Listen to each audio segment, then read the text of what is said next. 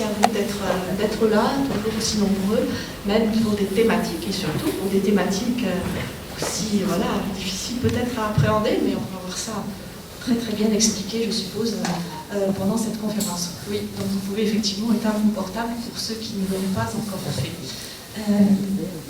Les Nations Unies, cette année, ont décidé de célébrer les premiers développements de la mécanique quantique et des sciences, en fait, et des technologies quantiques. Et bon, si j'ai bien compris, en fait, l'antimatière et la matière sont, leur analyse font partie donc de ces sciences quantiques. Et donc c'est pour cela qu'en fait nous plaçons cette conférence dans ce cadre-là.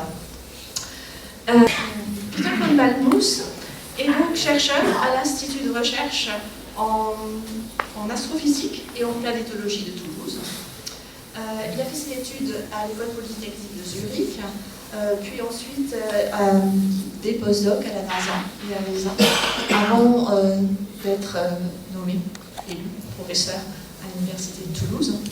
Et donc, depuis longtemps, il s'intéresse à la problématique de l'antimatière. Et c'est de ça qu'il va nous parler aujourd'hui. Donc, je lui laisse la parole pour parler d'asymétrie matière-antimatière. Et je le remercie d'être là aujourd'hui. Merci pour l'invitation. Je suis assez complet de cette salle complète et surtout de votre courage. Bravo. Venir effectivement de voir un sujet qui semble à première vue assez abrasif. On verra. Est-ce que c'est vraiment si loin de nos préoccupations? Vous le laisserez juger. Bien sûr, la première question que vous posez, c'est quoi l'antimatière? Ça sera mon premier chapitre. Après, on parlera de l'antimatière dans l'univers. On se demandera, est-ce qu'il y a des mondes d'antimatière? Pour ensuite parler des différentes options que nous avons aujourd'hui en science pour expliquer la symétrie entre matière et antimatière. En ce qui concerne la première question, c'est assez simple, j'en ai amené là. Dans une boîte avec de l'acier inox. C'est du Superhero Supply Store. C'est là où Superman, Spider-Man, tout le monde va se faire ses stocks. Voilà. Si c'était si simple, vous allez voir, effectivement, on ne peut pas mettre l'antimatière dans une boîte. Bon, ça vient tout à l'heure. Vous connaissez l'antimatière, peut-être, ceux qui sont des Trekkies, les gens qui aiment la série Star Trek. Une des maintes science-fiction qui se sert d'antimatière comme carburant. C'est le carburant effectivement le plus efficace qu'il y a, en théorie.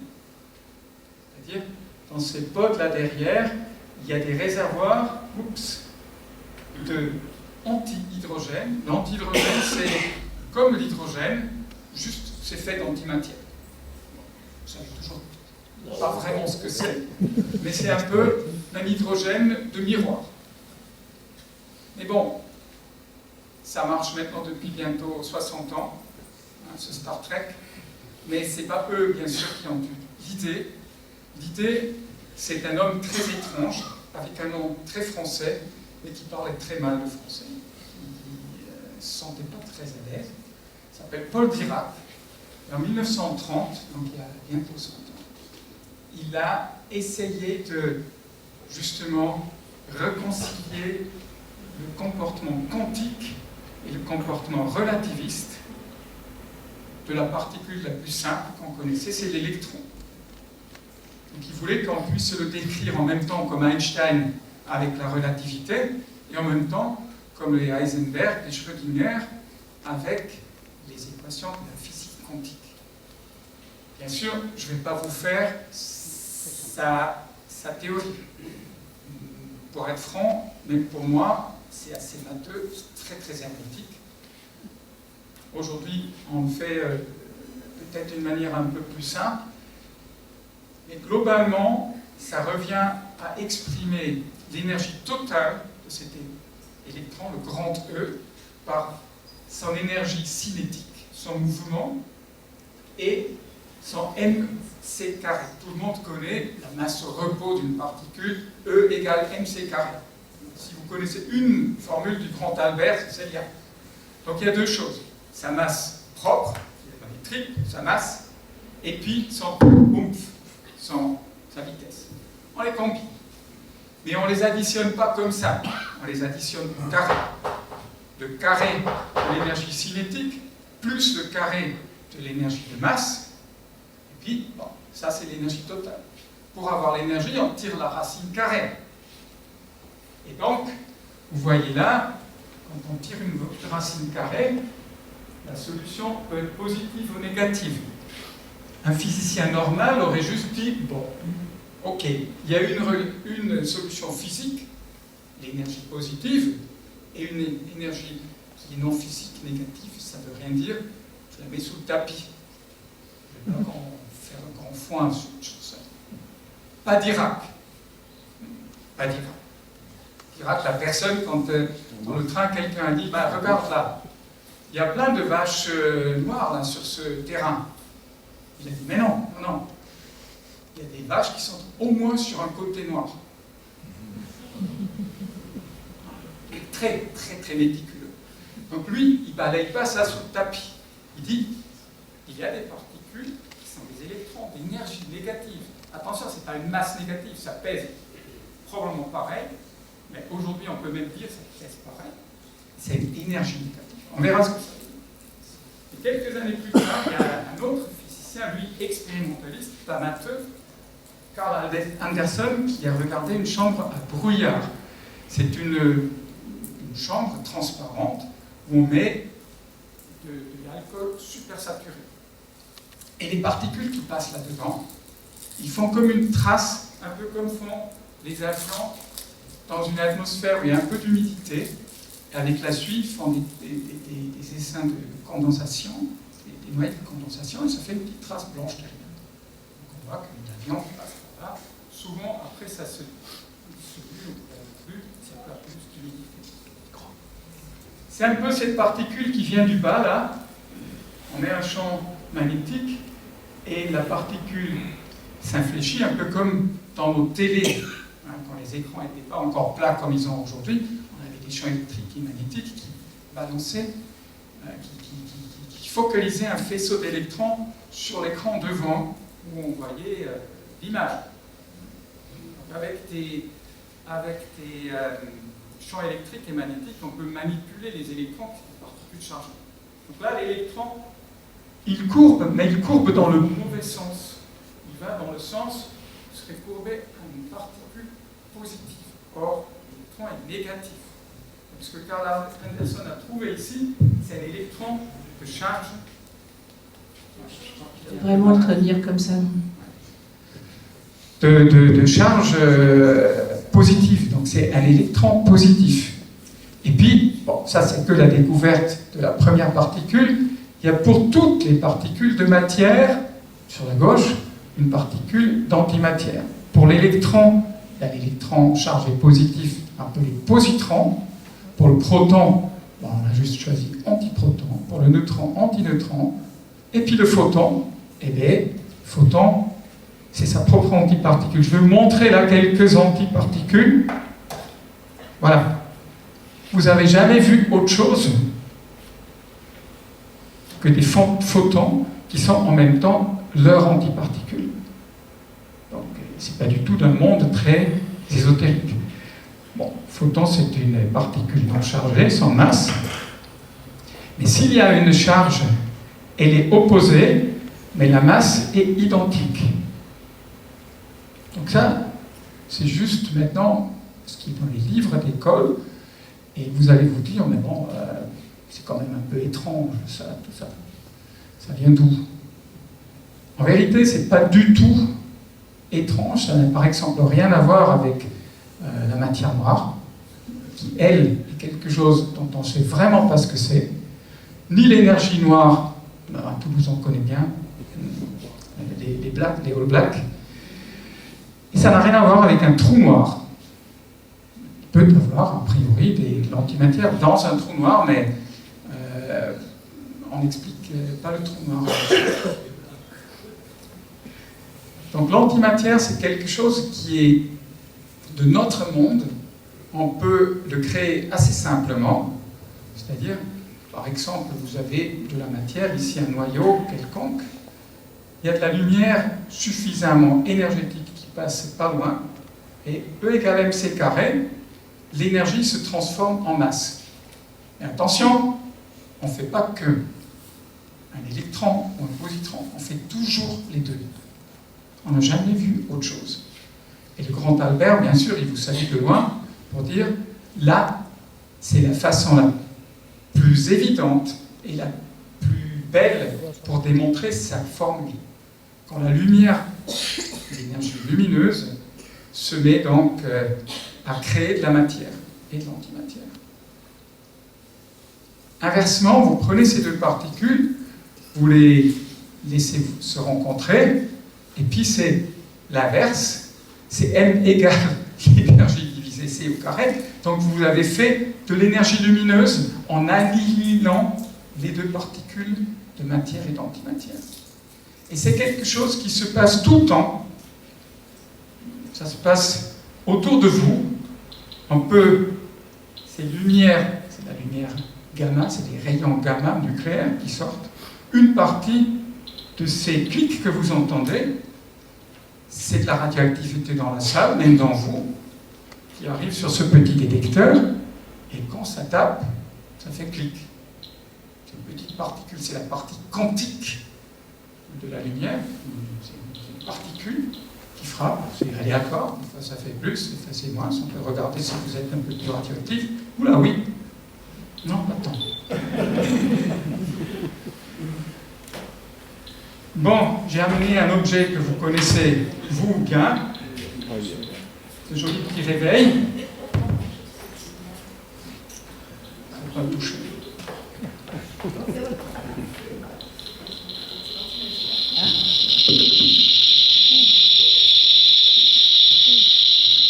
Vous êtes plein dans le faisceau, hein. Mais quand on sait. Très peu.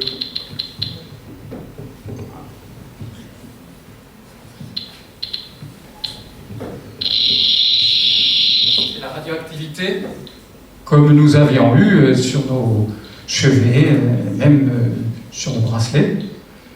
C'est le radium là-dedans. C'est une façon de vous montrer ce que c'est la radioactivité. Une autre est juste dans l'entourage, là, partout. Vous avez par exemple en vous une partie, je vous le montre dans une seconde. Et donc ça, une partie de ces clics ont exactement la couleur d'un électron qui s'annihile avec un positron. Et regardons comment M. Dirac vous explique ce que c'est l'antimatière. Dans la physique quantique, il y a la particule a donc une masse au repos, c'est la masse 0 au repos fois C au carré. Et puis, il peut avoir des énergies mais qui sont quantisées. Ça va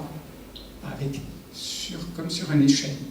On ne peut pas avoir n'importe quelle énergie. Quand vous êtes un électron, on a des énergies quantisées. Maintenant, M. Dirac dit il n'y a pas seulement des énergies positives, mais c'est comme un miroir. Il y a aussi des énergies négatives. Et là, dans notre monde, tous les états sont occupés. Alors, si tous les états sont occupés négatifs, pourquoi je ne suis pas foudroyé par ça? Et c'est un peu de la même manière que les oiseaux, sur une ligne de haute tension, s'ils ont les deux pieds sur la même tension, ils ne se font pas électrocuter. Il n'y a pas de courant qui coule. Il faudrait qu'ils se mettent une patte en haut sur la terre et une patte sur une phase. Là, ça fait barbecue. Mais tant qu'ils ont les deux pattes sur la même, ça ne fait rien. Donc nous, on serait un peu dans cette situation-là, et dans ce modèle de cet océan de Dirac rempli totalement, de créer une paire électron-positron, un peu ce qu'on a vu tout à l'heure, là, du photon qui crée une particule et une antiparticule. Dans cette vision-là, ça serait un photon qui arrive, qui libère un électron dans l'océan de Dirac et qui le transporte, parce qu'il y a suffisamment d'énergie, dans les énergies positives, où nous, on le conçoit comme un électron. Et maintenant, il y a un trou dans l'océan de Dirac qu'on appelle le positron. Ça, c'est la description de Dirac. C'est un peu comme si vous faisiez des gâteaux, autour de Noël, ça se fait souvent. Le gâteau, c'est l'électron, et le trou qui reste, ça serait le positron. C'est un peu abrégé, mais l'idée est là. Maintenant, où est-ce que ça se trouve, ces électrons de matière et d'antimatière? Ceux de matière, ils sont partout dans nous, et ceux de l'antimatière, ils se créent quand des particules énergétiques de cosmos, qu'on appelle les rayons cosmiques, tapent dans l'atmosphère et font, comme on appelle, une gerbe hadronique, une gerbe de particules. C'est comme une douche, peut-être un peu plus élégant, la douche. Les anglophones disent une air shower, une douche aérienne. Et là, vous voyez qu'il y a des gammas, des photons, des petites ondulations, qui créent des positrons et des électrons. Et puis les positrons, des fois, ils rencontrent un électron, se s'annihilent, deviennent de nouveau des gammas, des photons, et ainsi de suite. Ça peut faire X aller-retour. Et là-dedans, vous avez donc des positrons qui viennent du ciel. Et M.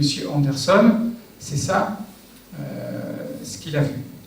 Quand il a détecté en 1930, ils sont tous allés à Stockholm d'ailleurs pour ça. L'autre façon que je vous ai démontré tout à l'heure, c'était la radioactivité. Le potassium, par exemple, il y a un isotope naturel qui s'appelle potassium 40, qui peut ou prendre un électron dans un neutron, dans un proton qui devient un neutron. Ça, c'est la plupart des cas. Mais l'autre cas de faire la décroissance radioactive, c'est qu'un proton perd sa charge, devient neutron et éjecte le positron. Ça s'appelle la radioactivité bêta+. Bêta, c'est les électrons. Bêta+, ça veut dire qu'un positron s'est barré. Et ça fait, dans une petite fraction de cas, des positrons. Et vous avez ça en vous. Quand vous mangez, par exemple, des patates ou des bananes, il y a plein de potassium dedans, on le sait aussi, bien sûr. Vous avez à peu près 100 grammes, 140 grammes de potassium en vous, par les aliments. Voilà. Une partie est donc 17 mg sont du potassium 40, ça, donc c'est très peu, mais c'est tout de même 10 puissance 20 atomes. Et une partie va donc faire une décroissance et produire un positron. En moyenne, en vous, ça se passe tous les 2-3 fois par minute, en vous, sans que vous vous rendiez compte. Donc, l'antimatière est bien en vous, et autour de vous, et chez vos voisins. Donc, c'est pas du tout science-fiction, c'est pas du tout extraterrestre, c'est beaucoup moins occulte et obscur que la matière noire ou l'énergie sombre, qui sont deux autres grands ennemis de l'astrophysique. Vous allez voir maintenant, cette conférence, c'est pas pour vous montrer que l'antimatière est quelque chose de très ésotérique et qu'il faut comprendre ce que c'est. On sait très bien ce que c'est. C'est autour de nous, c'est en nous. Ça fait partie de notre monde.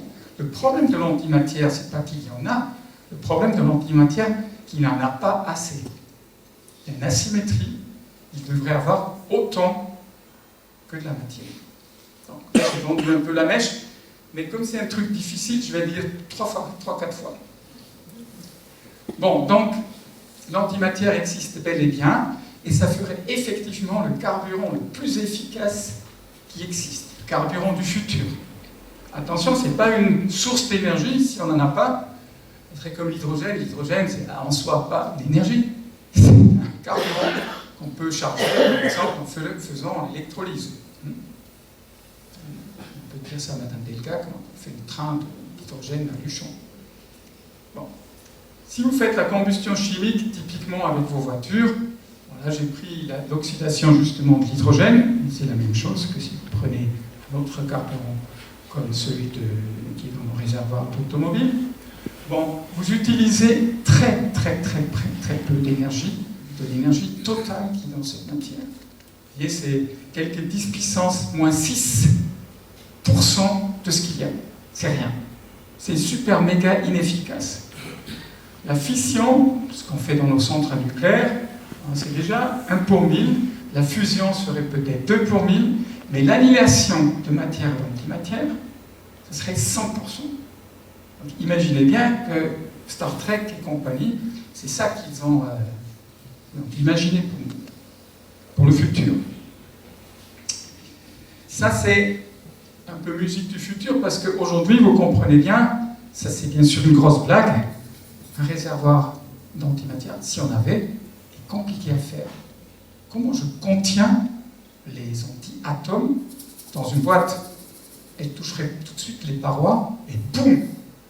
Ce serait une explosion, ou les explosions nucléaires qu'on connaît seront du pipeau. Donc ça serait absolument monstrueux d'annihiler 1 gramme d'antimatière. Ceux qui ont lu le bouquin de Dan Brown, Angels and Demons, un prêtre un peu perturbé qui veut faire un attentat sur le Vatican avec 1 gramme d'antimatière, c'est de la science-fiction. Et là, ça montre le potentiel que vous pouvez plus ou moins enlever Rome de la carte avec 1 gramme. Bon, heureusement, pour l'instant, on n'en fabrique pas. Dans le monde où on serait, ça serait un peu dangereux. On en fabrique en très petite quantité. Au CERN, on en parle. Maintenant, l'antimatière dans l'univers. Donc, le 2e chapitre. Je commence ça en vous posant le problème que nous avons. Vous vous souvenez de la chambre de brouillard de M. Anderson? Donc, on a vu le positron courbé là-dedans, fait sa trace, un peu comme l'avion dans le ciel, mais ça c'est dans une vapeur d'alcool. Et là, vous voyez une autre photo qui presque pourrait être de l'art moderne, assez jolie. Il y a encore une fois un champ magnétique qui fait courber les particules. Il y a très bas ici, dans le sous-sol, dans les nappes phréatiques, on pourrait dire, une collision d'un neutrino avec un noyau. Et tout ce que vous voyez ici, ce sont des secondaires, des produits de la collision de ces 2 particules, ce neutrino extrêmement énergétique. Et vous voyez des traces comme celle-là, qui monte magnifiquement, mais qui d'un coup. C'est exactement celle qu'on a vue chez M. Anderson. C'est un positron. Mais il s'arrête d'un coup. Qu'est-ce qui lui est arrivé? À votre avis? C'est dans notre monde, donc il y a plein de matière. Donc il s'est pris un électron et il s'est annihilé. Il a fait donc un photon. Il a fait E égale mc carré dans le sens la matière s'annihile avec l'antimatière et un photon. Et regardez ce qui se passe à la fin du photon. Donc là, lui s'est annihilé ici, le positron, il est devenu réellement. Et au bout du photon, vous voyez que commencent de nouvelles traces. Un qui est encore plus enroulé à gauche, c'est un positron, et un deuxième qui est enroulé à droite, c'est un électron.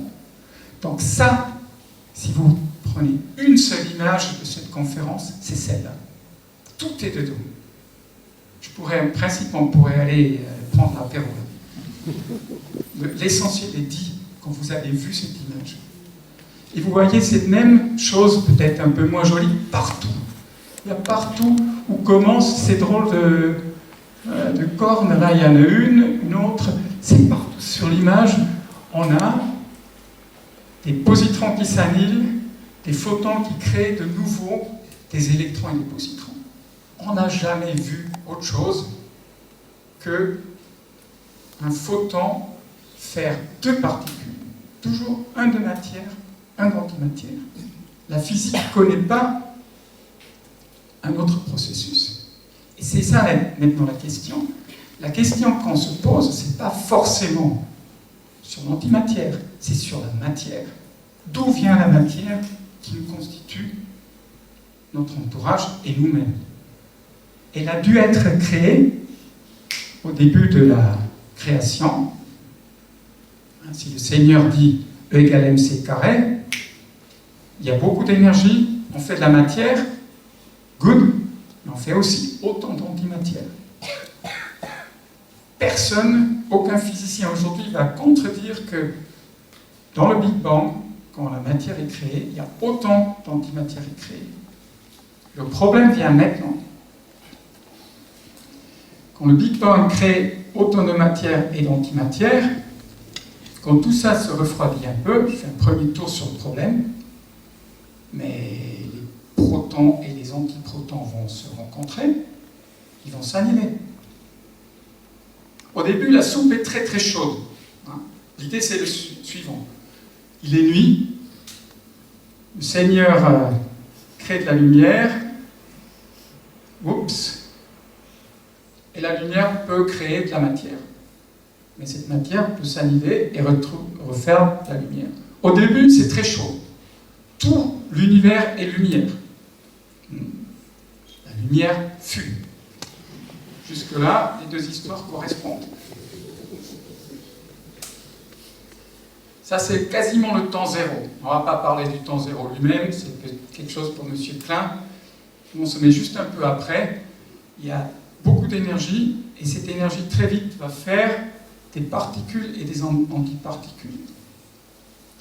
Donc on refroidit légèrement, et là, cette soupe de lumière, pour le moment, l'énergie des photons est beaucoup plus importante que ce qu'il faut pour créer un proton et un antiproton. Donc on crée partout de la matière et de l'antimatière. Une partie va annihiler, mais bon, très vite, l'univers, à cette très haute température, va être comme ça qu'il y a des particules, des antiparticules et des photons. Une soupe où il y a de tout le monde pareil. Un tiers, un tiers, un tiers. Il faut peut-être dire ce que c'est un baryon, parce que je veux parler des baryons. Désolé de vous harceler avec cette expression. C'est rien. Vous connaissez le mot barycentre. Baros, en grec, ça veut dire lourd. C'est ce qui pèse.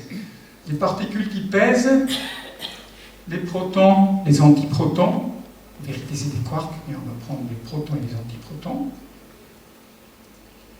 Et les photons sont en nombre égal. C'est un aller-retour joyeux entre matière, antimatière qui s'annihile. Il y a de tout le monde, pour tout le monde. Mais c'est parce que la température est très très élevée, et donc il y a toujours aussi autant d'énergie pour faire des protons et des antiprotons. Et maintenant, la température baisse parce que l'univers se refroidit adiabatiquement, parce qu'on est dans une expansion. Ça se passe il y a 13,7 milliards d'années, c'est méga chaud, et là le four est ouvert, ça fait une expansion, ça explose, ça s'éloigne, tout le monde s'éloigne de tout le monde, et ça refroidit, comme tout ce que vous sortez du four. Et à un moment, on va être à une température où maintenant, cette mer de photons n'arrive plus à créer des protons et des antiprotons. Vous imaginez, maintenant, on est de l'autre côté, on ne peut plus créer de la matière, des baryons d'antimatière, parce que les photons n'ont plus l'énergie qu'il faut pour créer deux particules. Et là, vous imaginez bien ce qui se passe. Ça s'annihile, choup, tout le monde trouve son petit partenaire, le dernier, et l'univers est très joli, plein de lumière, mais il ne reste plus rien pour nous. On n'est pas là, on n'est pas sur le tableau. Vous n'êtes pas là. Plouf, plouf. On peut le voir comme aujourd'hui dans les conflits, il y a deux armées, mais cette fois-ci sont exactement égaux. Souvenez-vous, on fait toujours une particule de matière et une d'antimatière. Donc, si vous les annihilez, nada. Or, on le voit encore un peu dehors, le monde est magnifique. Il y a plein de matière, magnifique. C'est pas du tout ce qui a dû se passer. Il y a dû se passer autre chose. Je reviens un peu, il y a l'équilibre, ça s'annihile. Mais il y a dû s'installer quelque chose qu'on appelle la symétrie baryonique. Il y a dû avoir quelque chose qui a coincé. dans cette symétrie, d'une manière ou d'une autre, aujourd'hui, je vous vends la mèche. Quelle est la solution? C'est ce qu'on appelle l'asymétrie baryonique. Voilà, c'est dit.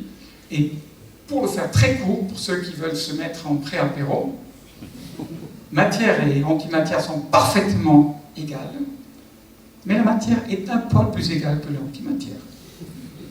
Bon, il y a beaucoup de calculs savants pour dire la même chose, mais ça revient à ça, et personne ne comprend ce que c'est. Et il y a quelques-uns qui essaient de trouver d'autres solutions. Mais déjà, quelle est l'ampleur des dégâts? Combien ça fait mal, cette asymétrie? Et ça, on peut très bien le quantifier. Quelle fraction de baryon s'en est tirée des particules de matière? Quelle est l'ampleur de cette asymétrie? Il suffit de compter dans cette boîte, qui est un volume, prenez un mètre cube quelque part dans l'univers, et vous comptez combien de photons il y a dedans, et combien de protons il y a dedans. Parce que essentiellement, l'univers, c'est des protons, l'hydrogène. Il n'y en a que ça. Oula. Ouais. Donc il y a deux composantes. La première, c'est le nombre de baryons, et la deuxième, c'est le nombre de photons. Le nombre de photons, ils vont vous donner plus ou moins le nombre de batailles qui étaient battues et perdues. Et les baryons qui survivent, ça veut dire combien est resté. Donc c'est l'ampleur de cette asymétrie. Pour comprendre comment on mesure ça, on va faire un rapide regard au ciel. C'est le ciel tout entier. C'est une manip qu'on a fait avec un étudiant à moi il y a plus que 30 ans, dont les parents, je crois, qui sont dans la salle, monsieur et madame Baril, et qui m'a aidé de faire cette manip. Et quand on tourne cette aiguille rouge, on ne va pas faire tout le voyage, on va aller juste dans les micro-ondes. Et quand je fais ça, le ciel est comme ça. Le ciel est d'une teinte totalement homogène. Il n'y a pas d'étoiles, pas de voie lactée. Il y a juste un rayonnement uniforme partout. C'est le prix Nobel de Penzias et Wilson qui ont découvert que le Big Bang a laissé une sorte de flamme au moment où l'univers est devenu transparent. Quand on regarde très bien, on voit qu'un millionième de cette flamme fait une petite structure. C'est la première structure qu'il y a eu il y a 13 milliards d'années sur le fond cosmologique, comme on l'appelle. Donc ça, c'est un rayonnement qui a voyagé aussi loin, il a traversé l'univers et il a voyagé 13,8 milliards d'années. Et il comporte ce message. Donc, une partie du message, c'est celui qui nous permet de mesurer le nombre de photons et de particules. Et l'autre, c'est le début de nos complications. La première structure dans l'univers, la voilà. Avant, il n'y avait pas de souci, tout était homogène, c'était une soupe. Et ces petits grumeaux-là, c'est là où tout commence. Vous voyez le problème. Qu'est-ce que ça veut vraiment dire, ce fond cosmologique? Et si vous êtes aujourd'hui ici en train d'observer l'univers, vous regardez en vérité en arrière. Tout en haut, c'est le temps zéro, c'est 13,8 milliards d'années. Au début, c'était très très chaud. Tout en haut de cette pizza, sur le bord de la pizza, il fait super méga chaud. On crée cette histoire de particules et d'antiparticules. Après, comme je vous ai dit, ça refroidit. Et à un moment, ça devient transparent. Parce que d'abord, vous êtes dans la flamme, là où c'est rouge et jaune. On est dans la flamme. Dans une flamme, on ne voit rien. À travers le feu du barbecue, vous ne voyez pas les gens qui criaient sur cisterne. Donc, la flamme doit se refroidir, et puis, d'un coup, les atomes peuvent se combiner, les protons s'attachent avec les électrons, et le rayonnement peut finalement passer. C'est un peu comme si vous regardez dans cette vue-là, dans un jour où tout était totalement dans le nuage, et d'un coup, ça se lève partout, en même temps. D'un coup, la température monte, et le paysage est transparent. Après une seconde, vous aurez vu jusque 300 000 km, parce que c'est la vitesse de la lumière, mais vous voyez le nuage comme il était il y a encore une seconde, opaque. Il y avait encore la diffusion de la lumière sur des petites gouttelettes, et après, ça se lève. Donc vous voyez sur un horizon. Aujourd'hui, c'est exactement ça. Juste, on ne voit pas une seconde de lumière, on voit 13,8 milliards d'années-lumière en arrière, et là, on voit cette flamme. Dans ce cas, ce n'est pas un nuage froid, c'est un nuage chaud qui est opaque. C'est la flamme opaque qu'on voit. Et ça, c'est extrêmement impressionnant, parce que ça aussi, ça comporte le nombre de batailles battues entre matière et antimatière. C'est un grand sponsor de cette chaleur-là. Donc, vous avez, dans ce rayonnement de fond cosmologique, je crois que c'est là. On va essayer l'autre. Ah, il faut le frapper. Comme beaucoup de mécanique.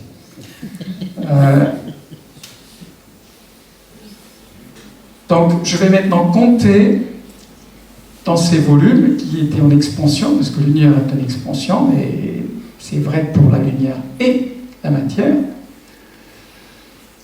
Le nombre de gamma, c'est le nombre de batailles battues, le nombre de batailles perdues, si vous voulez, où la matière et l'antimatière se sont annihilées, et le nombre de protons.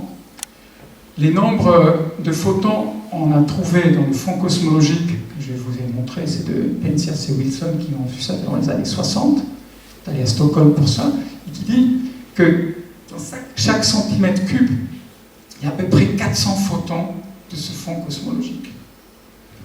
Et dans un centimètre cube, bon là je vais par mètre cube, sinon c'est tout petit, il y a près l'équivalence de 6 protons. Ce qui fait un déséquilibre de presque 1 milliardième, 6 10 moins 10. Donc, bon, je vais juste parler fort parce que ça commence à m'énerver. Vous entendez quand même? Oui. Bon, on va s'y passer de ça. Je vais faire comme dans les amphis de Paul Sabatier à Toulouse. Donc là, on a l'ampleur des dégâts. Il y a une faible asymétrie qui est que 1 milliardième. Pour très peu, tout se serait annihilé, mais il y a quand même un peu de matière qui est restée. Et ça, en principe, ça n'aurait pas dû avoir lieu s'il y avait autant des deux. La question c'est, donc qu'est-ce qui s'est passé si je reviens sur ces histoires des deux armées, matière, antimatière? Donc, il y a pour chaque milliard d'antibariants, il y a un milliard et un antibariants. Donc, si vous les annihilez, il reste une partie, donc. Et là, c'est tout ce qu'on a. Tout. La vie, l'univers et le reste. Tout est là-dedans. Donc, si vous vous demandez pourquoi y a-t-il quelque chose plutôt que rien, c'est qu'il y a dû avoir une asymétrie. Personne ne peut vous dire ce que c'est, cette asymétrie. C'est ça la question qu'on se pose. Je ne viens pas ici avec une réponse, c'est une grande question. Et je crois que celle-là, on comprend à peu près. Parce que tout le monde se souvient de cette seule image qu'il faut ramener à la maison. On n'a jamais vu dans la nature autre chose. On peut faire des théories, on en fait, mais en vérité, on n'a jamais vu autre chose que ça. Good. Donc, maintenant, on sait, il y a quelque chose plutôt que rien, parce qu'il y a cette asymétrie entre matière et antimatière. La question est donc, où est passée l'antimatière? Aurait-il des anti-univers? Pas une petite blague que j'ai du CERN, nous avons perdu l'antimatière, et longtemps, il y a 15 milliards d'années, donc 13,8, on ne va pas pinailler. Donc la question c'est, y a-t-il des mondes d'antimatière?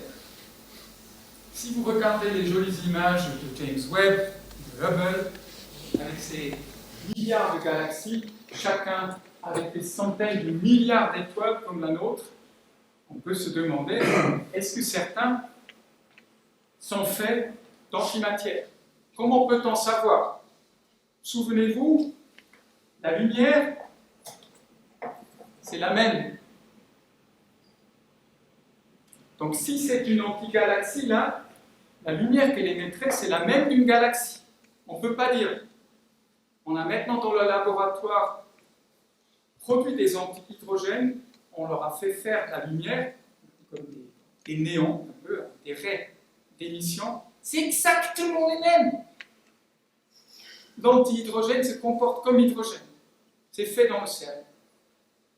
Donc c'est compliqué de dire, comme ça, à l'œil nu, ça c'est une galaxie ou une antigalaxie.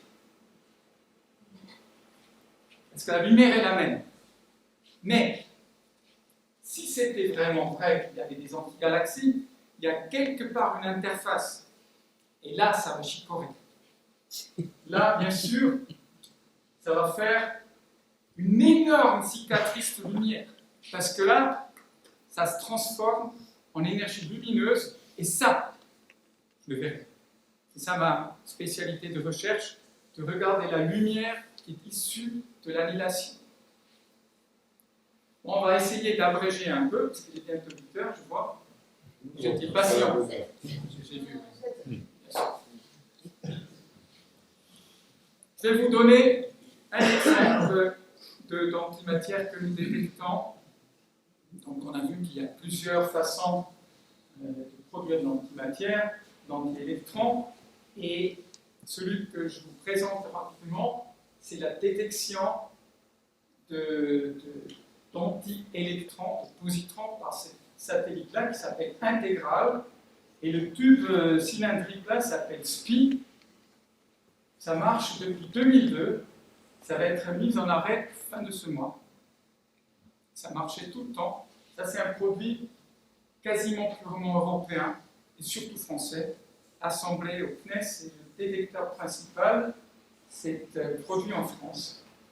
C'est un télescope à masque codé.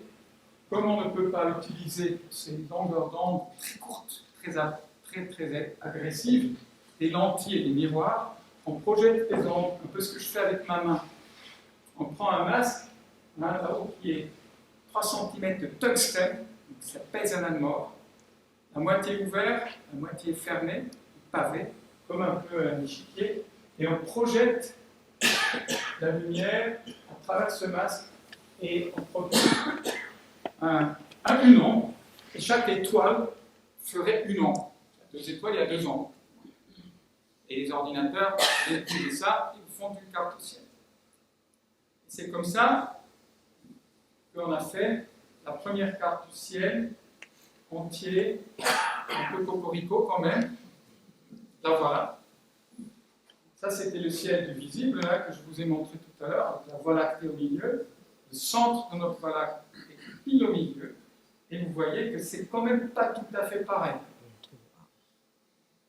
Donc, il y a un gros bulbe d'antimatière au centre de la Voie lactée. Et donc vous dites, ah ben voilà, il a trouvé cette antimatière. Oui, on a trouvé, mais c'est peanuts. C'est un peu la même chose que ce que je vous ai montré avec la petite radioactivité là. Il y en a, intégrale, c'est rien d'autre qu'un compteur GG qui fait des images, qui est un peu plus malin, plus drôle. Et cette carte du ciel, donc, elle me pose toujours des problèmes. On ne sait pas exactement ce qu'elle sait. Il y a l'option radioactivité, ça viendrait des restes de supernova, explosion d'étoiles à la fin de la vie. L'étoile produit des éléments chimiques et de la radioactivité. L'élément radioactif, c'est tout à fait concret. Cette radioactivité, à la fin, est déjectée par l'explosion finale et se trouve un peu partout. La chaleur interne de la Terre, si vous avez de la géothermie, c'est de la radioactivité, c'est l'énergie de supernova. C'est comme l'uranium, l'énergie de supernova, donc nos centrales électriques, nucléaires, ne marchent pas sur de l'énergie solaire, presque tout le reste fossile, c'est solaire, mais la radioactivité produite dans les supernovas, ce sont d'autres étoiles qui ont créé ça avant le système solaire. Cet uranium aujourd'hui, produit entre autres des positrons, les excite tout simplement et produit les énergies à vol fèche et probablement produit de la lumière que nous consommons en ce moment. C'est de l'énergie de supernova. Donc là-dedans, il y a des positrons, tout naturel, rien de spécial. L'autre, c'est dans le voisinage, c'est une image d'artiste, hein. Artiste, c'est relatif, je vais insulter ici personne, parce que vous avez beaucoup d'artistes à Bagneuse. Un trou noir qui accrète depuis un compagnon sur ce qu'on appelle un disque accrétion, et là, les températures sont tellement élevées que E égale mc carré, on crée des positrons et des électrons. Donc on sait très bien qu'on peut facilement créer des positrons qui viennent de là. C'est un petit bilan. On crée 10 puissance 43 annihilations par seconde. Hein, c'est 15 milliards de tonnes de positrons par seconde. Ça vous semble beaucoup. En vérité, c'est à peu près un Mont Blanc ou un Cervin qui part par seconde. C'est peanuts en astronomie. Et ça se crée tout naturellement.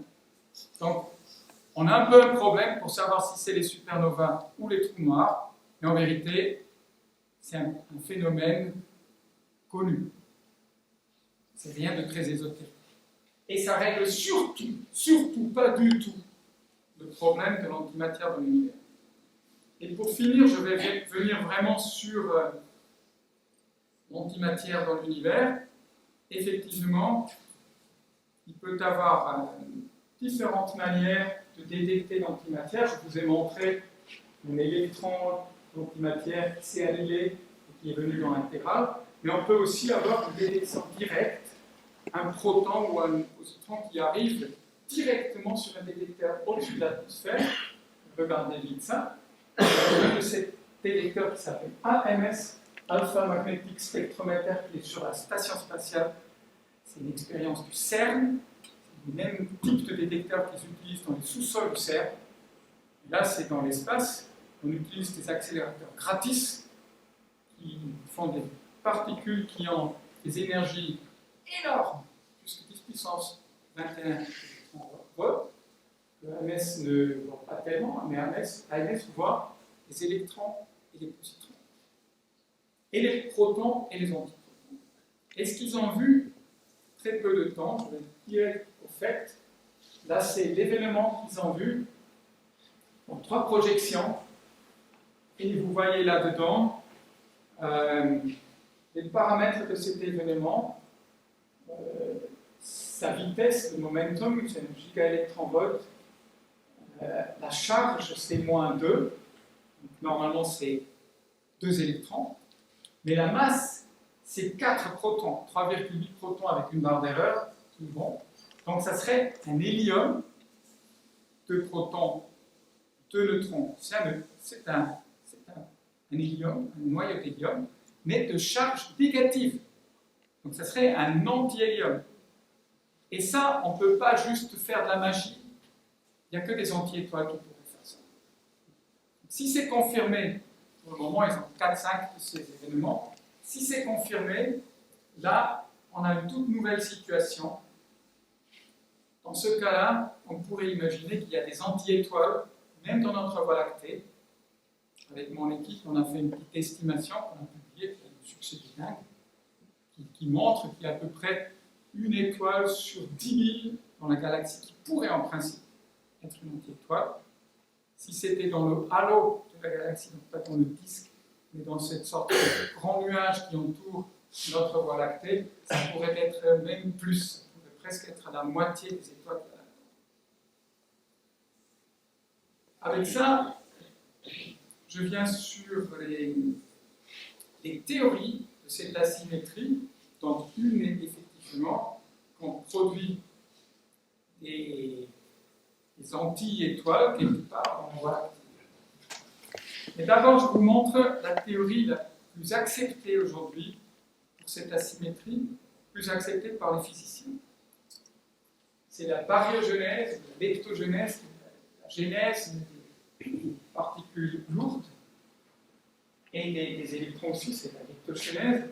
Et il y a 3 conditions. C'est un physicien russe qui s'appelle Sakharov qui a dit ok, il faut violer le nombre de baryons. Bon, ça, c'est une constatation du fait. En vérité, ce n'est pas vraiment grand-chose à comprendre. Un baryon compte pour 1, un antibaryon compte pour -1. Donc normalement, il devrait avoir 0 pour l'univers, et lui, il dit juste, bon là, le nombre de baryons est violet, c'est pas 0. Fine, ça on savait déjà. C'est exactement le nom du problème. On dit que ça c'est une condition, fine. Deuxième, il faut violer les charges et la parité. La parité, c'est main gauche, main droite. La nature, il y a des choses de parité, main gauche, main droite. Là, si vous créez plus de charges électriques que négatives que de positives, vous faites un déséquilibre. Donc il faut violer ça pour faire cette asymétrie. Et troisièmement, il faut que ce soit hors équilibre, il faut faire en sorte que quelque chose du four, ça c'est OK dans le Big Bang, ça se refroidit. Donc ça c'est les 3 conditions de Sakharov. Je vais très vite parce que je sais que c'est un peu abrasif. Oups, je l'ai eu. Ça va pas tout seul. Des fois, je sens rien. En vérité, c'est que le pas de la page que vous demande que matière et antimatière sont parfaitement égales, mais la matière est un poil plus égale que l'antimatière. Dans une phrase, c'est ça qui sort, et personne ne sait comment faire. Hein, le truc de Sakharov, c'est bien savant, mais ça ne résout pas le problème, ça décrit juste la maladie. Et personne n'a un remède, mais on dit il faut bien quelque chose qui s'est passé, il y a ce déséquilibre. Au Big Bang, tout était en ordre, et après, il y a un truc qui s'est déréglé, on ne sait pas quoi. Voilà. Ça, c'est le truc qui est accepté. C'est favori. L'autre jour, j'étais dans une école, et on a parlé un peu de ça. Et comme souvent, la vérité et les enfants, ça se connaît. Et quelqu'un m'a juste demandé d'abord si le Seigneur avait juste fait que de la matière, il n'a pas fait matière antimatière 50-50, eh bien on pourrait imaginer ça, que quand le Seigneur a écrit ses tables de loi, tu ne tueras point, tu ne convoiteras pas, etc., 3, 4, 5, il aurait fait une petite note de pas de... Ah oui, en fait, tu auras un antibariant de moins pour chaque milliard de baryons. C'est pas faux. Mais ça serait de très très mauvais. Et il y a plusieurs raisons que ça ne marche pas. Il y a quelque chose que je ne voulais même pas parler, ça s'appelle inflation. On a besoin d'inflation pour plusieurs raisons juste après le Big Bang. Et cette asymétrie créée comme ça dans le Big Bang serait effacée dans cette inflation. Et après, juste pour l'instant, on n'a pas vu le Seigneur faire. Nulle part. Mais on a essayé. Mais ça ne marche pas. On fait toujours les deux à la fois, comme je vous ai montré sur cette transparent clé que vous devez avoir stocké là. Vient donc mon domaine, l'astrophysique, qui dit n'y aurait-il pas par hasard la matière et l'antimatière dans les galaxies? Il y a des galaxies entières d'antimatière ou des zones très lointaines de nous. Effectivement, il y a un truc qu'on appelle la sphère de Hubble. C'est ce qu'on peut voir pendant les 13 milliards d'années de l'univers. Rien ne peut voyager plus loin que l'âge de l'univers. Donc, comme l'univers n'est pas fini à 13 milliards d'années-lumière, il y a certainement des trucs au-delà de l'horizon. Comme si vous avez un horizon sur Terre, on peut voir derrière, mais derrière, il pourrait y avoir l'antimatière. Ça, normalement, on n'aime pas en physique si on ne peut pas vérifier et falsifier, on rejette. Donc ça, c'est pas du jeu. Je veux dire, c'est de l'autre côté de l'horizon. Sans accès. Mais on peut quand même checker ici. Effectivement, je vous ai dit, c'est rejeté parce qu'il y aurait forcément un contact. Et dans ce contact, on fait une quantité monstrueuse de lumière, et on aurait pas. Vient maintenant cette détection provisoire d'anti-hélium 4 par NX2, qui est prometteuse, mais qui reste à confirmer. Et si c'est vrai, on a un nouveau problème, c'est-à-dire qu'il faut qu'on cherche des anti-étoiles dans la Voie lactée. C'est tout. Une idée très très marrante pour justement séparer antimatière et matière dans l'univers, c'est un physicien français, Chardin et son thésard Lévy, qui ont eu ça. ils ont dit non, il y a possibilité d'avoir la symétrie entre un univers de matière, un antimatière, et ils ne se touchent pas parce que matière et antimatière se repoussent. Souvenez-vous à la formule d'électricité statique, M. Coulomb, la loi de Coulomb. Donc vous avez deux charges positives qui se repoussent. Des fois, quand on se brosse les cheveux, là, ou on retire un pull de nylon, les cheveux, pour ceux qui en ont, se redressent sur la tête parce que vous avez l'électricité statique et ça se repousse. Donc chez Coulomb, les charges même sexe se repoussent et les opposés s'attirent. Aucune allusion sur le trumpisme.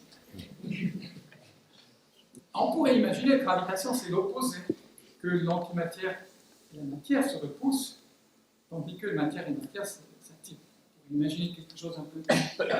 Et c'est ce que dit M. Chardin, sauf qu'on a maintenant pesé. C'est rejeté parce qu'effectivement, l'antimatière tombe pareil, on les a pesées. Il y a peu de temps, il y a un peu plus d'une année, au CERN, dans l'usine d'antimatière, la Antimatter Factory, où il y a plusieurs expériences qui se tirent la bourre, qui font vraiment la course pour avoir des antihydrogènes qui laissent tomber et regardent si tombe en bas ou vers le haut et tombe en bas. Il y a encore un peu de marge d'erreur, mais la messe est dite pour la théorie de M. Chardin. Dommage, je trouve que ça marche. Bien sûr, toute la fin de cet exposé est une théorie canadienne qui s'appelle Nick Turok, qui est assez récente aussi, il y a quelques années. Maintenant, et qui base sur une autre explication de ce que c'est l'antimatière. Vous vous souvenez, M. Dirac, tout au début, qui a dit bon, c'est un électron qui manque dans l'océan de Dirac. Ce truc-là, c'est pour décrire ce que c'est l'antimatière.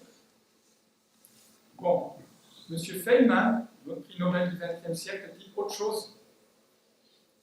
Il dit que si vous avez un diagramme qui s'appelle deux électrons qui se repoussent, ils s'échangent.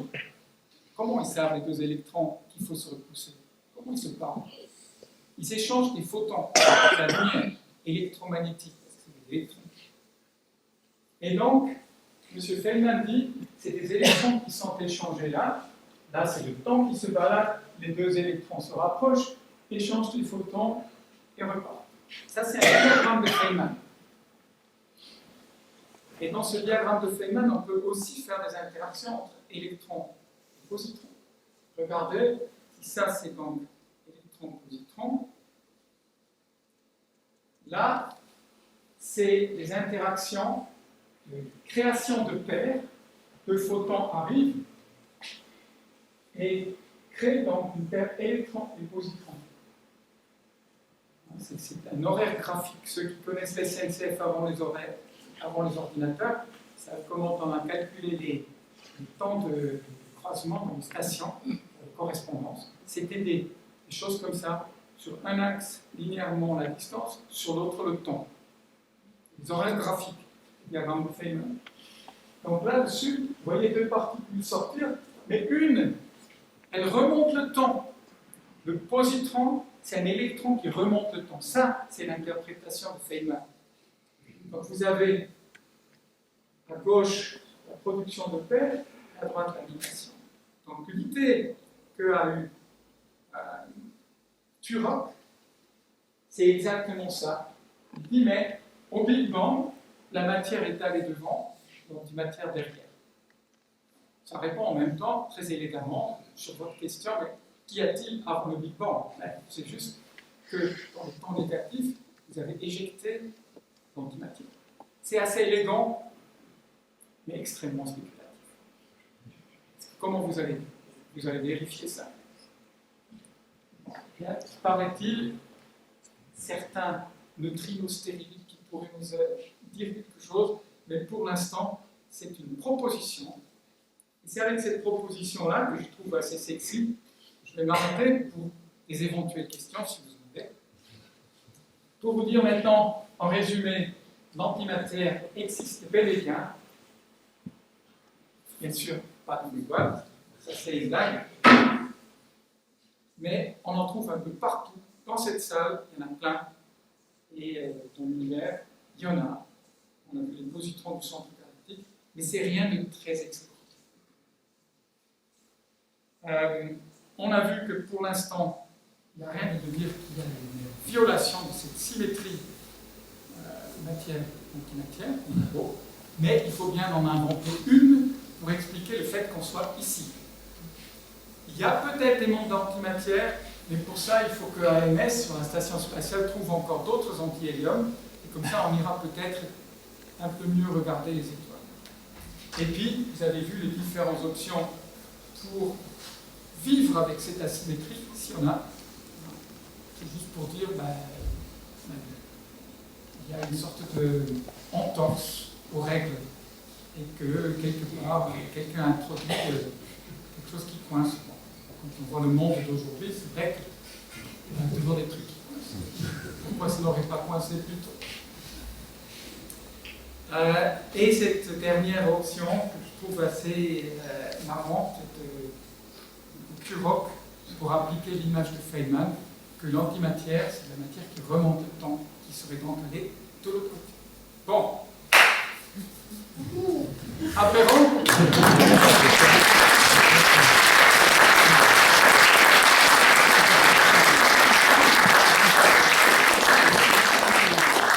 Merci beaucoup pour cette explication de la matière et de l'antimatière.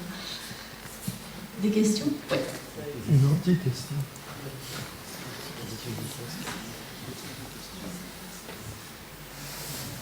Bonsoir, merci pour votre conférence. Si on introduit l'antimatière avec une masse négative, c'est possible ou pas? Non, ça n'a rien à voir. L'antimatière, on a mesuré maintenant la masse, elle est, dans les premières estimations, très compatible avec la masse de la matière. Donc, l'antihydrogène pèse pareil dans la limite de la mesure du CERN que l'hydrogène. Donc, mais c'était jamais, même en théorie, il y a très peu de gens qui ont mis le mot matière négative dans leur bouche. Ça, c'est vraiment science-fiction. Personne, en principe, de ma connaissance, parle en physique de matière avec une masse négative. Dans l'équation de champ d'Einstein, on ne peut pas introduire de l'antimatière comme ça de masse négative. Ça va pas. Enfin, ça va dans le système. Je ne peux pas vous dire. Je n'ai pas les compétences. Peut-être quelqu'un dans la salle connaît les équations d'Einstein. Est-ce que vous connaissez le modèle Janus? J'en ai entendu parler, oui. Mais j'en dirai rien ici, au moins rien de bien. Voilà, c'est ça. C'est ce que je comprends. D'accord. Merci. D'autres questions?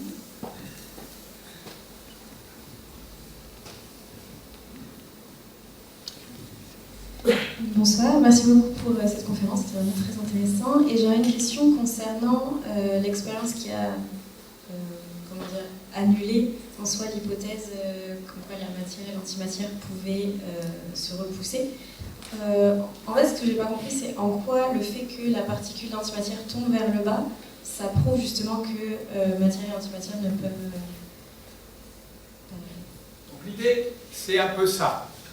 Que vous avez une matière et matière s'attirent, antimatière et antimatière aussi, mais la question c'est, un antipome va-t-elle tomber ou flotter, c'est-à-dire faire la lévitation dans une masse positive, d'une Terre.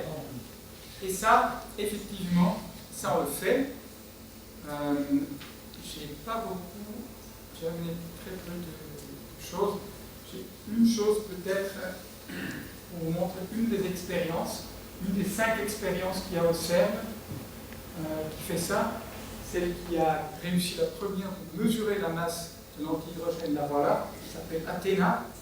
Le secret là-dedans, comment on stocke, on a dit, ça c'est une blague, bien sûr.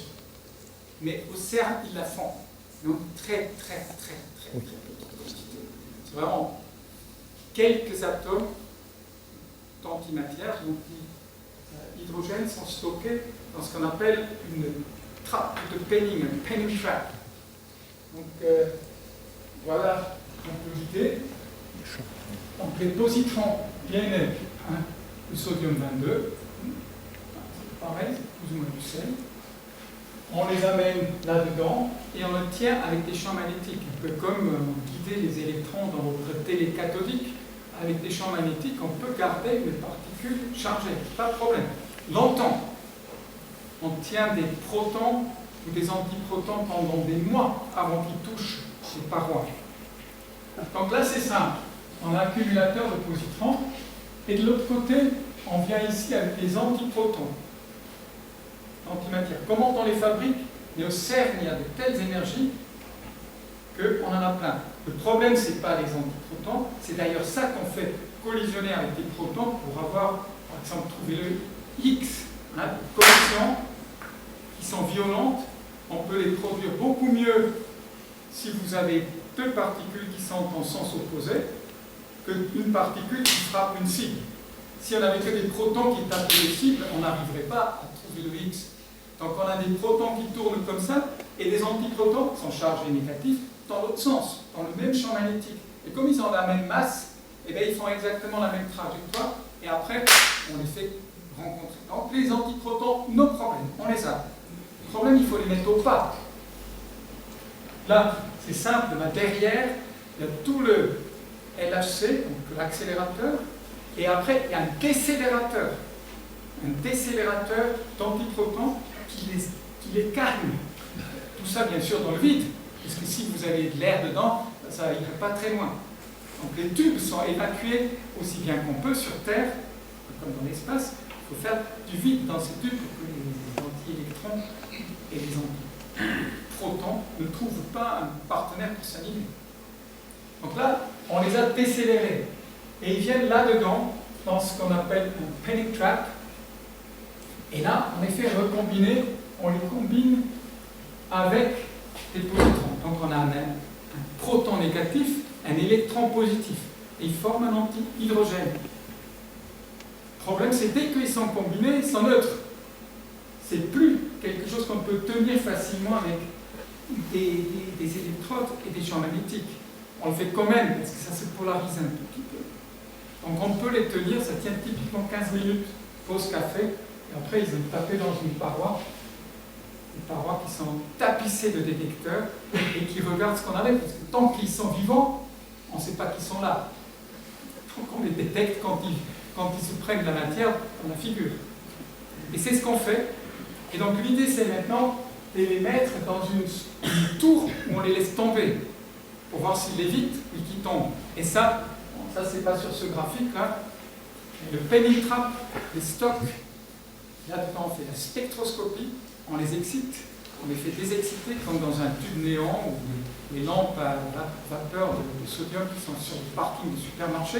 Là pareil, on a cette lumière typique, pas très jolie, orangeâtre, qui trahit que c'est du sodium. Et là, on voit les couleurs de l'hydrogène qui sont super typiques et qui sont les mêmes pour l'antihydrogène que sur l'hydrogène. Donc ça se ressemble comme un œuf à l'autre.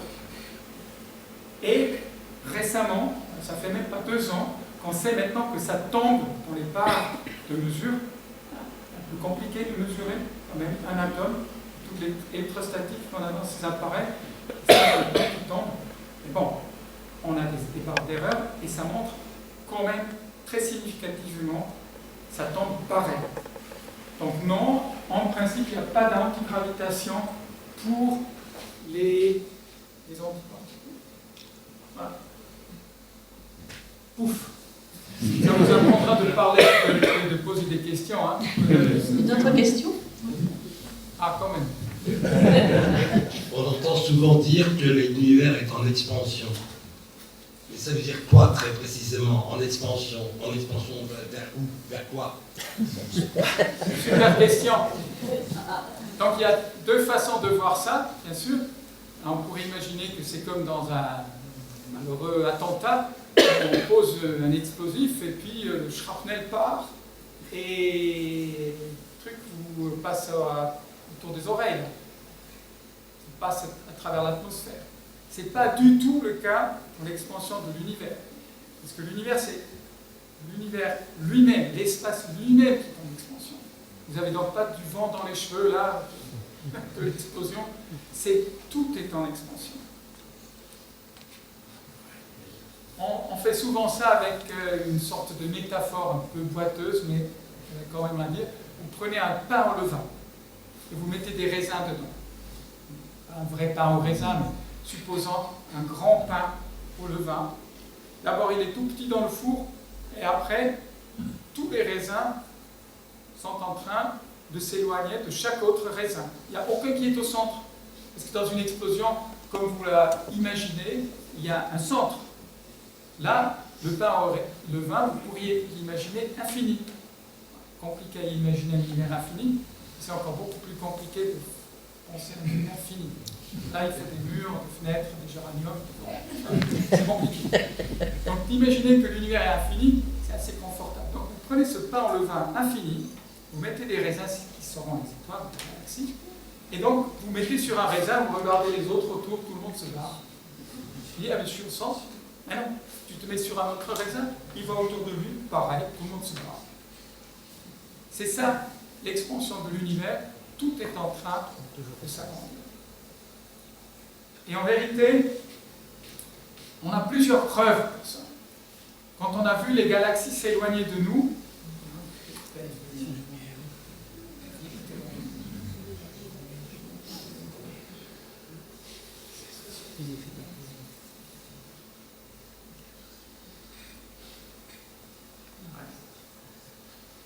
vous pourrez imaginer, si vous regardez tout le monde autour de vous s'éloigner, on pourrait imaginer que vous, là, vous pensez que vous êtes au centre. Mais en vérité, non. Tout le monde verrait la même chose, même peut-être un peu plus loin, il verrait la même chose. C'est cette histoire, c'est pas une présentation, c'est cette histoire du pain et le vin, où les choses deviennent plus grandes. Tout le monde s'éloigne de tout le monde. Donc d'abord, on a vu donc l'idée que tout le monde s'éloigne de nous. Ça va tout de suite vous donner une idée, parce que une idée assez dangereuse, parce que si tous s'éloignent de nous, et plus que s'éloignent, plus que ça va vite. Vous pouvez, pour toutes les galaxies qui s'éloignent de vous, faire un simple calcul. Si vous allez avoir une distance, je ne sais pas, Toulouse c'est quoi, 150 km? Combien? Allez, supposons que vous voyagez avec 75 km à l'heure en moyenne, vous savez que la durée du voyage était 2 heures. Donc là c'est pareil, si vous avez la distance et vous mesurez la vitesse, vous n'avez qu'à diviser les deux, et ça vous donne l'âge de l'univers, la durée du voyage. Parce que, effectivement, si cette galaxie était au même endroit que vous, tout était très contourné au début, c'est juste la durée du voyage. Donc vous divisez la distance par le voyage, ça se donne l'âge de l'univers. C'est l'inverse de la constante de Hubble, 1 sur H. La constante de Hubble, c'est vitesse divisée la distance, en moyenne pour tout le monde, et là c'est distance sur vitesse, et c'est la durée du voyage. Donc ça, quand les gens ont vu ça, ils ont dit ouais, c'est tout de même un peu particulier, surtout si l'idée vient d'un religieux, un père, le maître, un abbé belge. Ah, ça les arrangeait bien que la lumière a un début, non? Donc il y a des gens qui ont dit non. En fait, la création constante, pour remédier à ça, pour qu'il n'y ait pas d'explosion, pas de moment zéro, on crée constamment de la matière, très peu, quelques atomes par siècle, par mètre cube, et comme ça on a toujours la même densité en moyenne, et l'univers est toujours en train de faire cette expansion, on n'a pas de moment zéro. Seulement, il y a quelqu'un d'autre qui a dit, mais attends, si c'est vrai que l'univers fait cette expansion, si on remonte le temps, ça devient super dense. On revient en arrière, dense, à un moment c'est tellement dense que c'est chaud. Si vous comprimez dans votre voiture de gaz, dans un diesel surtout, à un moment c'est tellement chaud que ça explose. Ça va au-dessus. Je vais vous dire, en fait, il fait avancer. Donc, comme ça, on va vers le moment zéro. Et cette personne qui a compris ça s'appelait Georg Kamenov, il a dit oui, effectivement, si à un moment ça devient très très chaud, l'univers à ce moment-là est opaque, c'est une flamme. Et le moment où on passe de la flamme à transparent, il y a du rayonnement qui part, et ça, c'est ce qu'on doit voir dans ce fond cosmologique que je vous ai rapidement montré. Là, encore une fois, cette carte avec de différentes mesures. Et la découverte de ce fond cosmologique était effectivement, ça c'est Penzias et Wilson, ils sont allés à Stockholm pour ça, qui ont trouvé le corps noir cosmologique et qui ont trouvé cette flamme qui devient transparente, cet fond cosmologique qui est le papier peint qu'on trouve à 13,8 milliards d'années de nous en temps de vol et qui montre clairement si ça a eu lieu, ce Big Bang. Donc effectivement l'univers est en expansion et il y a eu un début. Ça c'est quelque chose d'assez particulier. L'univers est un peu partout le même, mais pas autant. On ne vit pas n'importe quand dans l'univers. On vit 13,7 milliards d'années après le début. Ça c'est un apprentissage pour certains douloureux, mais c'est la vérité. Et je pense que c'est un des trucs qui sont les plus bétonnés aujourd'hui. On trouve alors vraiment que des confirmations partout. Je vous ai montré que deux, la fuite des galaxies et le fond cosmologique, donc le moment où la flamme, voilà, à peu près température de l'atmosphère du Soleil, 6000 degrés, on va avec le temps, ça refroidit adiabatiquement, et à un moment à peu près à 3000 degrés, les noyaux et les électrons s'attachent, deviennent des atomes à ce moment-là. La matière est née et le rayonnement peut finalement circuler, n'est plus diffusé. Et ça, c'est le moment que nous voyons comme tapisserie au fond de l'univers. Donc ça, c'est la preuve que l'univers continue. Toujours pas assez. Vous êtes vraiment courageux. Hein? Merci. Non, mais, comment explique-t-on les galaxies anciennes qu'on trouve dans les 300 premiers millions d'années du Big Bang? 300 millions. Oui. C'est à la suite du nouveau télescope James Webb qu'on a trouvé ça. Non? Normalement, c'est encore dans les âges sombres. Oui, non mais disons très très tôt, à des périodes où tôt, mais effectivement, il y a des gros problèmes de produire des étoiles si tôt. Parce qu'il faut qu'on réionise. Une fois que vous avez de l'hydrogène et de l'hélium, et du rayonnement froid, 3000 degrés, qui après refroidit à 3 degrés, c'est exactement ce qu'on voit.